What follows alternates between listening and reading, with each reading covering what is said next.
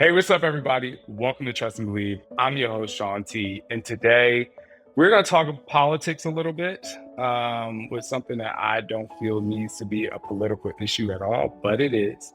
And the reason why I wanted to talk about this on my podcast is because it is very easy to throw up an Instagram post or a quote card on Instagram or to express anger or reaction to things on Instagram. But I like using this platform so you guys can hear me and feel me, and most of the time see me as I kind of express what I'm going through in my life, especially how I feel about things. Now, the last time I feel like I really went in on political issues was Black Lives Matter, the George Floyd movement. And that was near and dear to my heart, but I'm not going to beat around the bush. Everyone knows about the Roe versus Wade ruling, and I just have to get a lot off my chest. And I would like to say, before we go a little bit further, that it is very important that even if you don't agree with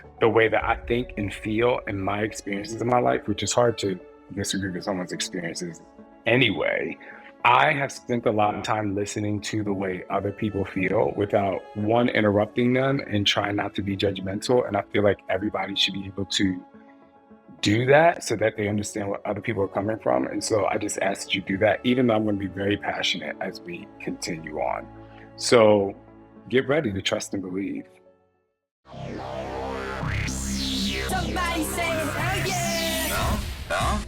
What's up? He's better than Oprah. Come on, y'all.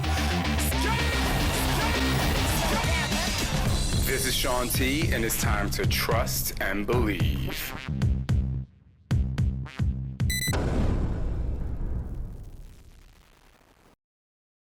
So the first thing I want to talk about is my own personal experience with childbirth at an early age. And this is no shade to any of my family members who I'm going to talk about, and I won't use anyone's names, but I will say that a majority of the women in my family, down to my biological grandmother, had given birth to kids as teenagers while they were in high school. And my cousins specifically had the opportunity to get an abortion if they wanted to. As far as I know, none of them got an abortion, unless they did, and I just didn't know about it. But I do know that a good group of them had kids when they were about 16, 17, and 18 years old. And I literally don't know the struggle that they went through trying to decide whether they wanted to have a baby or not. What I do know is that I know specifically firsthand, a couple of them really struggled. And someone very, very close to me, I know is still struggling with that. However, my family has always been supportive of the decision that they made for their lives, for them to have a baby, even though they knew it would be really tough. I know people who have had babies, they still don't have a job, they don't have a license, they're on government assistance, they're trying to make it work. I don't know anyone who given up their babies for adoption. So I just wanted to let you know, before we continue, I know a lot of people say that when we talk about women's rights, it's like abortion isn't the only option. I know it's not, because I live firsthand with people, and I've been asked to take care of kids that I did not have, that are not mine. I didn't birth them. I mean, I do have DNA connection with them, but I didn't make them. So I understand the burden of having a kid at a young age.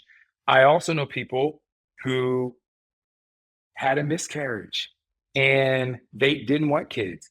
And they said even if their pregnancy would have went on, they would have wanted an abortion. And they're sad that they had a miscarriage. So the reason why I'm bringing up these different types of issues and is because there are women out there who have a baby, some don't. My sister-in-law at the time had a miscarriage with me and Scott's first, or like our second time trying to get pregnant. So I know the gamut. I know what it's like, not physically like a woman, to have a miscarriage and the sadness. I know, like, again, I know people who had a miscarriage, but they were like, I would have not gotten an abortion anyway, but I'm still sad about it. And there is so much that goes on in a woman's mind when she decides, whether she decides with her boyfriend or her husband or her spouse or her partner, whether they want to go through with having a kid. So I just want you to know I've heard and been around the gamut. The most important thing is I've respected, understood, loved that person regardless of what they felt. And you want to know why? For those who didn't ask me to help them, the reason why is because it is not my body and it is not my experience and it is not what I'm going to have to continue with. So the only thing I can do is be completely supportive of what someone else wants to do with their life and their body. Now, this is where people might get really mad at me, but I want to say something. I want you to act like you're driving down the street in a neighborhood that you know well. You may not know everyone that lives in that neighborhood, but you know the house. You may see some people outside taking the trash out. You might wave. You do not know what's going on behind those persons or people's door. Some people look very, very happy, and there's an abusive relationship behind those doors. They can go to a party, they can be, oh my gosh, like everything's great. Next thing you know, one's cheating and they get a divorce. You go to another one, they could look like really boring people, but little do they know, they are like the swingers of the relationship. And you're like, oh snap, they're like really fun. You never know. You know what else you don't know? If that person has had an abortion. You want to know what? You didn't know, and it doesn't bother you. And so, my point to that is when you wake up every day, the first thing you think about is either yourself, your spouse, your kids, or your job. And then you get dressed and you think about brushing your teeth, taking your shower, what you're going to put on that day. And then you leave the house and then you think about how you're going to get to work. You're honking at the person because they cut you off. Or if you live in the city, you're pushing the person out the way so you can get on the subway first. Then you get to work and you're trying to hopefully do a really good job at work. Or maybe you're thinking about, gosh, I don't even want to be here anymore. Then you think about what you're going to have for lunch. And then some of y'all are probably gossiping about other people from time to time. Then you think about what you're going to do for happy hour. And then you get home and whatever you do at home, and then you go to sleep. At what point does what someone else do, a woman, what she does with her body, how in the world does that affect you? And why do you feel like you have the right to tell them what they should and should not do?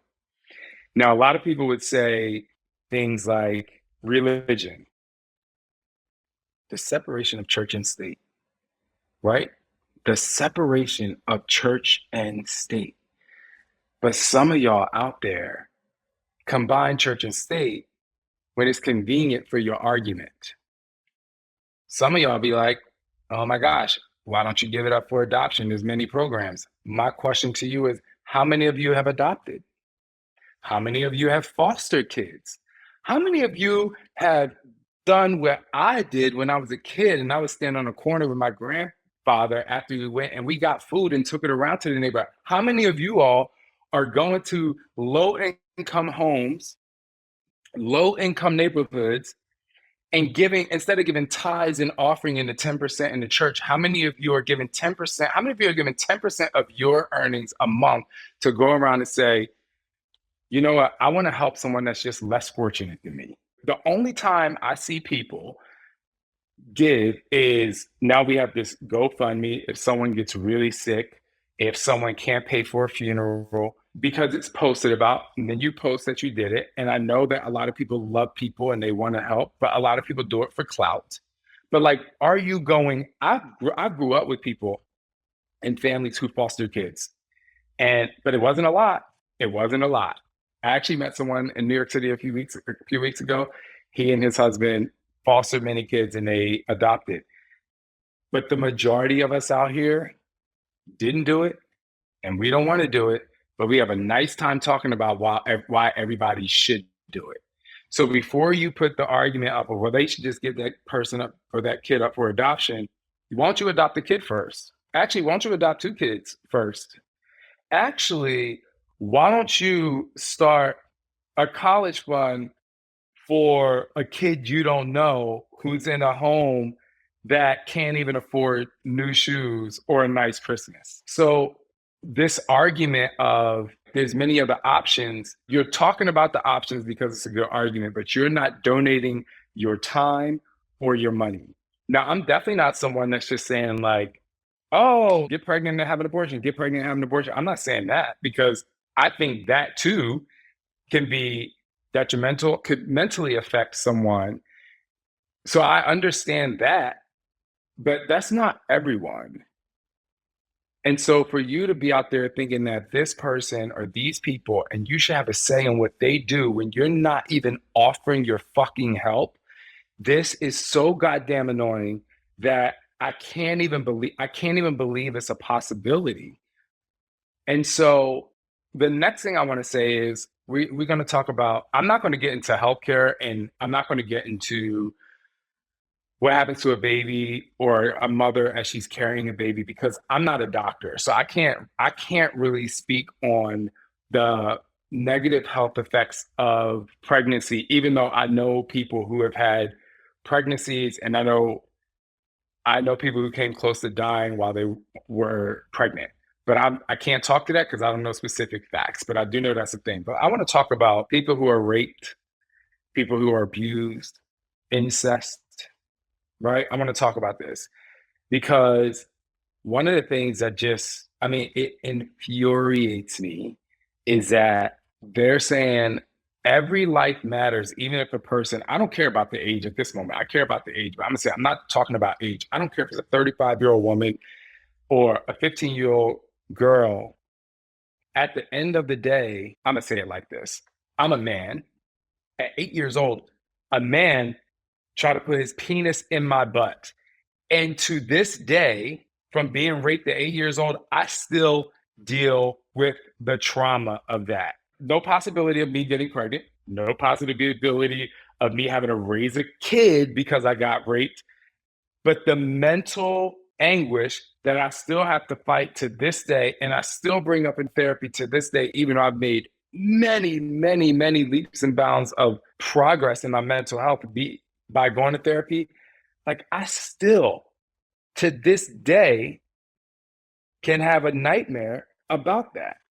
And so it may not have happened to you, and you're sitting up there like, well, it doesn't matter if they were raped. It doesn't matter if they were incest. It doesn't matter, I'll go to how young they are. So basically, because you don't deal with your mental health and you push your shit under the rug, when something that's majorly traumatic, one of the most traumatic things that can happen to a female happens, and the depth of work they have to do to just heal from the fact that they were raped. And now you're saying, even if they know they were raped and early on, nope, you have to carry the burden of being raped. And now, because I want you to, you have to look at that baby or that child. I want you to carry the term so you can be reminded. Now, some people are going to be like, well, that's because, it's killing the child. No, it's not. And here's why. And here's really why people are going to be really mad.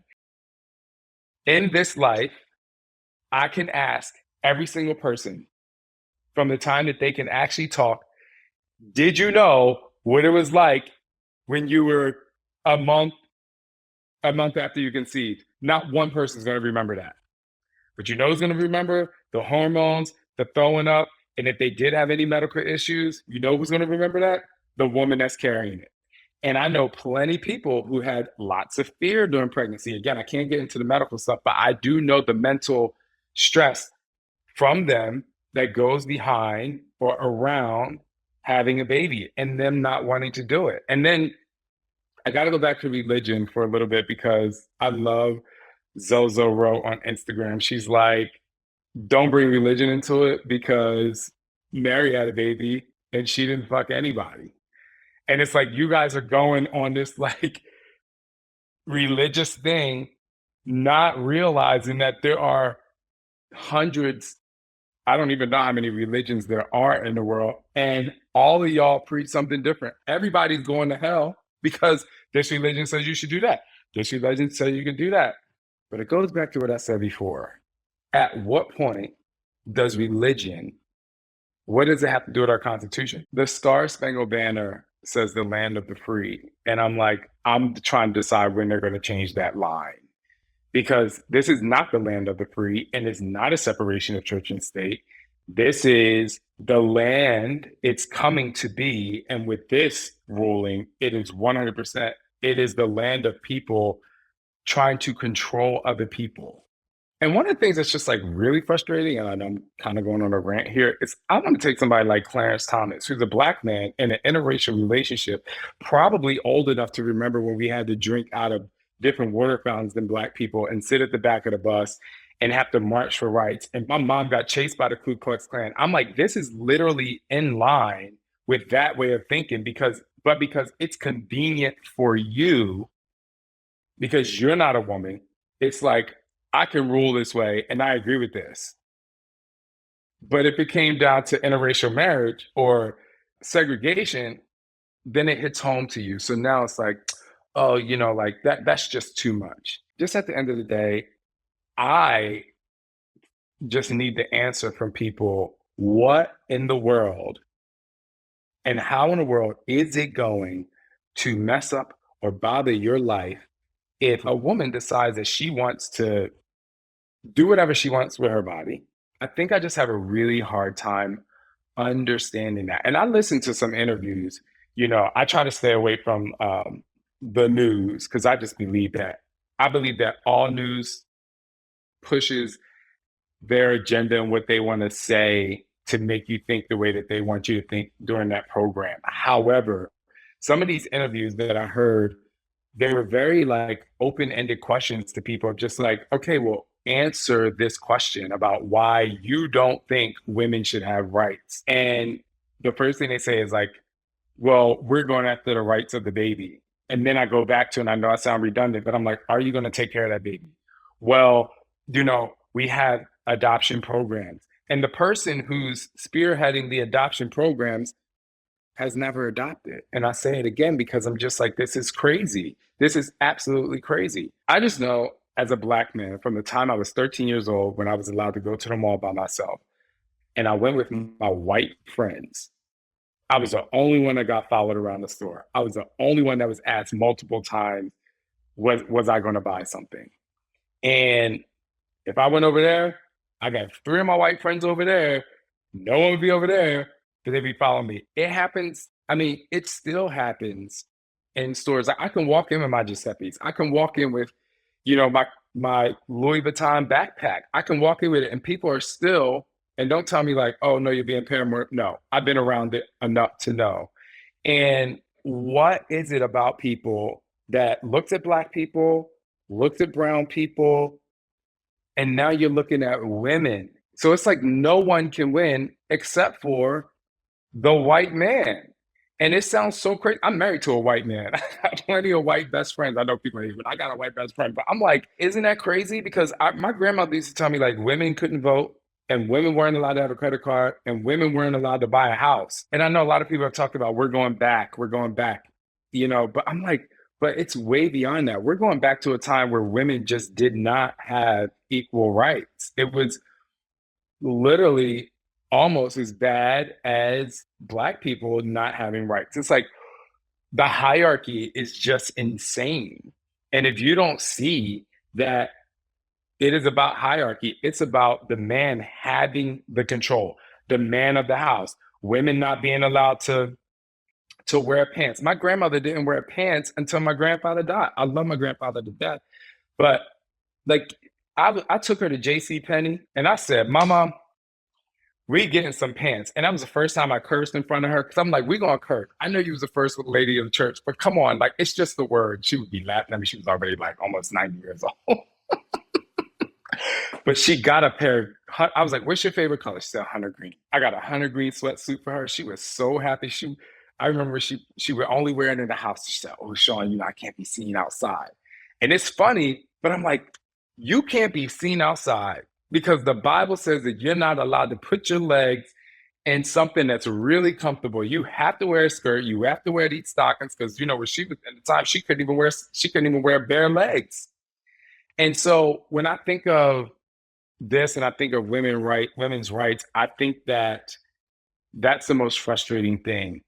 Women are in a constant battle. And then so when other women approve of this message, it really angers me because I'm like, you are okay with being looked at as a second class citizen. And you're basically saying that men are in control and men are more powerful. Like, what the fuck? Here's the thing, something scientific that I can talk about. Did you know the egg that a woman produces is the largest cell in the human body? And that there's only one egg, unless you're lucky enough to possibly have twins, one that drops a month. And guess what happens when that egg drops every month? They have a menstrual cycle, they have cramps, they sometimes have to miss work, they have to take sick days, they have to take, some women have to take birth control because it just helps them from they can manage that. It makes their acne bad. So they have to we like cramps and bloating and gaining weight and the mental struggle that comes with all that from them dropping one reproductive cell. And it's the largest cell in the body. But guess what happens when a man releases his reproductive cell? We release 100 million of them multiple times a day if we want, and it's always euphoric. I want y'all to think about that. When a man releases his reproductive cell, it is euphoric every single time. When a woman releases her reproductive cell, it is most times painful. And for those of you who don't know, because I know a lot of women don't know this, the reason why you have the period is because the egg didn't get fertilized by the sperm. So then you have to shed the lining of your uterus. Look at the difference between the two. A man has joy, a woman has pain every single month, most of them. That in itself should make a man be like, you know what? Maybe we shouldn't make them want to have a baby because my sister started her period, I think, at 10 years old. This is every month for multiple days that they're going through something. They know their body, but nope, I'm going to control them. I'm in control of their body. They should do what I want them to do. And don't talk about this whole state thing. Don't talk about the state because that too is just ridiculous. First of all, it shouldn't even be in federal court. It should be like, hey, this is a procedure that a woman can have, whether or not she wants to have a baby. Okay, do we want to have a counselor there to say, hey, or is your doctor's bedside manner important to say, hey, if you have an abortion, or I checked your health history, and so this is, yeah, I think there should be support around it, absolutely, but should it be control? Being supportive and being controlling is two different things. And so I think that going back to the reproductive thing, I just think that it's just so frustrating to me because if this is the case, I feel that every time that a woman is on her menstrual cycle every month, every man should be assigned to a woman and be like, you have to be their servant for the time that they're on their menstrual cycle. They should be able to stay home, get paid for staying home. It doesn't come out of their sick days. And it doesn't matter if you know this woman or not. You should have to wash her feet. You should have to massage her legs. You should have to cook her food. But you ain't going to want to do that. You don't want to do that every fucking month. But every fucking month, she's going through this to try and get pregnant. This whole Roe versus Wade decision, actually, and this is going to be very jarring to some people, this hit me harder than the George Floyd Black Lives Matter. And you probably are like, oh my gosh, you're a Black man saying that. Well, I was used to that. Unfortunately, I was used to that shit happening. Unfortunately, what happened to George Floyd, it's not surprising. It's angering, it's enraging, it's not surprising. This was like, wow. Like they took something literally, like they took a life away from a Black man, but they're taking choices away from people to even live better. It's absolutely insane. So I want to talk about pro-life for a second. I actually understand your desire to be like, oh my gosh, I want this little baby to be born. I, of course, I had kids. I saw them born. I'm like, it is a beautiful thing. But you want someone else to birth a baby, but you don't want to help or support when that baby is born. We are living in a country where we have to pay for healthcare. Do you understand that when people have a baby unplanned and they're not going to be allowed to get an abortion because they don't want it, now they're going to be in debt just from having the baby in general, but you're not going to help. But Canada, I go to Canada and Germany, like they get sick, they're like, oh, like everything's taken care of. And they'll talk about taxes. The point is, people go into hundreds of thousands of dollars of debt just because they get sick. Even if they have complications during pregnancy, it costs them money. So it costs them money to have the baby. And then after the baby's born, you guys are like, see, I told you you should have had that baby. And then you turn a blind eye and you walk away. Then I literally pay for childcare. I know how expensive it is. And now that puts me into a whole nother place. It's like, okay, our minimum wage can barely have a single mom pay for rent. And now you also want her to pay for childcare for a baby that she wasn't ready to have. And you're out there eating your Caesar salad that costs $35 and she can't even afford to pay $100 a week to put her child in. And you're not taking your money to support that. And so you're not pro-life. I truly believe you're pro control. You want to be in control of other people and you want to sit back and you want to watch people be suppressed.